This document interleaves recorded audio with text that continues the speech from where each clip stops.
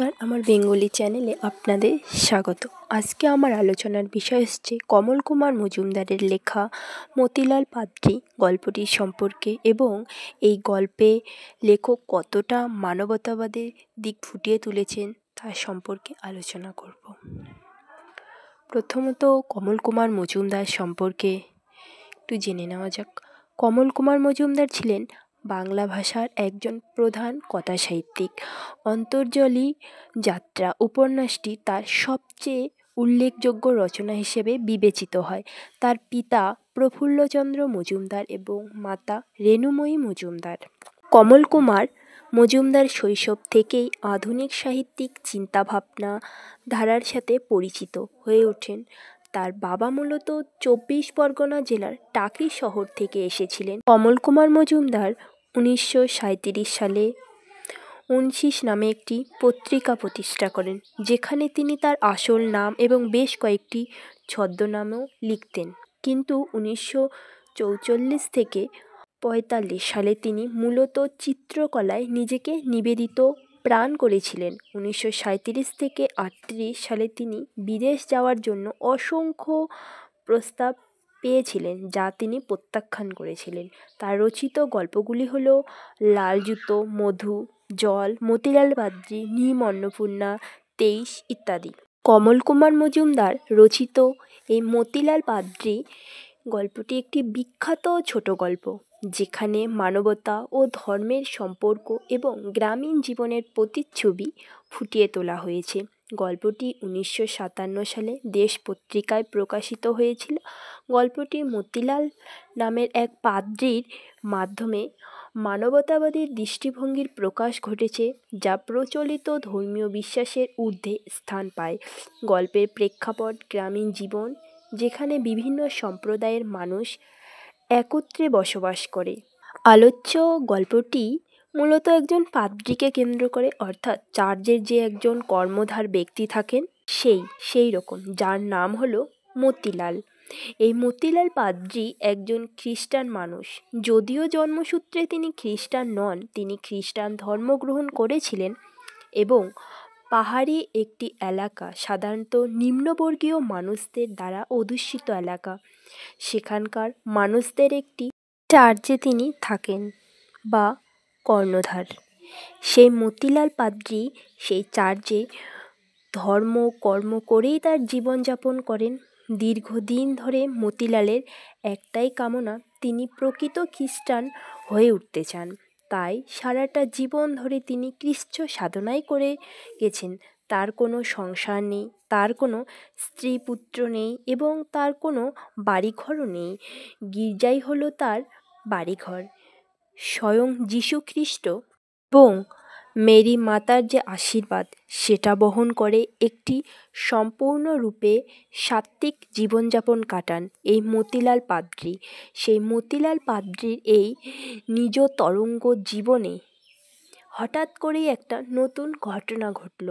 একদিন প্রচণ্ড ঝড় জল বৃষ্টির রাতে মতিলাল লক্ষ্য করলেন যে তার গির্জার চত্বরে একজন নারী এসে উপস্থিত হয়েছে, যে নারী কিনা গর্ভবতী, এবং সেই নারী প্রকৃতপক্ষে তার গর্ভের সন্তানকে পৃথিবীতে জন্ম দিতে চাইছেন, অর্থাৎ প্রসবের চেষ্টা করছেন। প্রথমে তো এই দৃশ্যটি দেখে খ্রিস্টান মতিলাল পাদ্রী খুব ভয় পেয়ে যান যে এই রাত্রিবেলা তার সামনে কি একটা অদ্ভুত সমস্যা এসে দাঁড়ালো। কিন্তু তারপর তার মনে হয় মানবতার খাতিরে এই স্ত্রীলোকটিকে সাহায্য করা দরকার তাই তিনি লোক জোগাড় করেন, অর্থাৎ দাইমাকে জোগাড় করেন এবং সেই স্ত্রীকে প্রসবে সাহায্য করেন এবং তার বাচ্চাকে পৃথিবীতে আসতে সাহায্য করেন। দেখা যায় সেই স্ত্রীলোকটি একটি পুত্র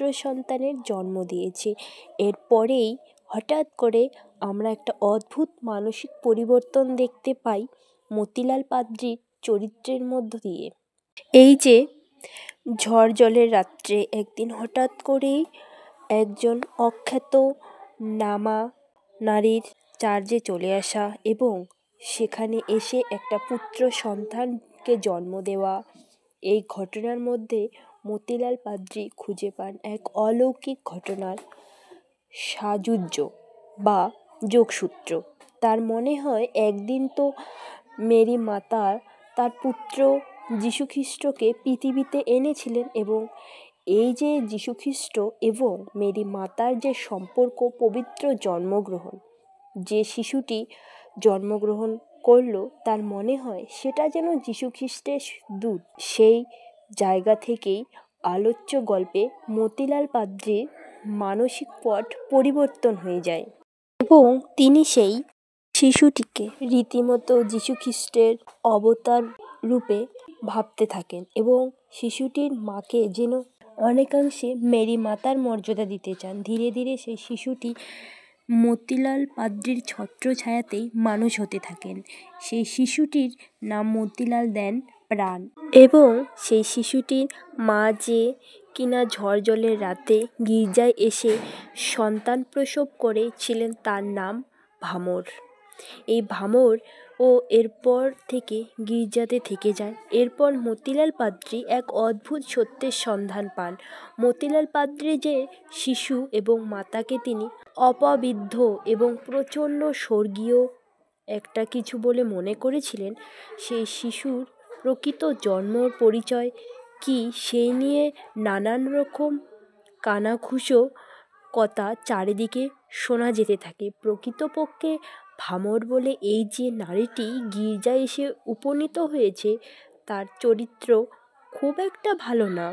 নিম্নবর্গীয় সমাজের এক নারী ভামর, প্রকৃতপক্ষে বহু পুরুষের সঙ্গে নোংরা অসামাজিক সম্পর্কে লিপ্ত, এবং সেই অসামাজিক সম্পর্কের ফসলই তার গর্ভের এই সন্তান, অর্থাৎ প্রাণ নামক এই শিশুটি।